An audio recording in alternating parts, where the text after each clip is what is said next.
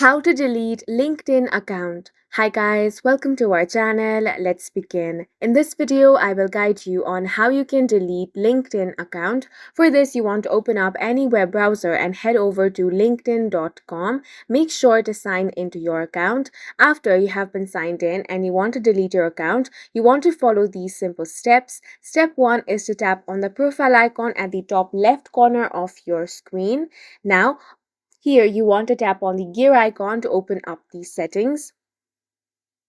Here you will find different options. Tap on the first one, which is Account Preferences. Here you want to scroll all the way down and you have the Account Management section. Here you have Close Accounts, so go ahead and tap on that. Now tap on the Continue option. Here, it's going to ask you the reason for why you want to close your account. You can select whichever reason you want, then tap on the next option. Now you will have to enter your password.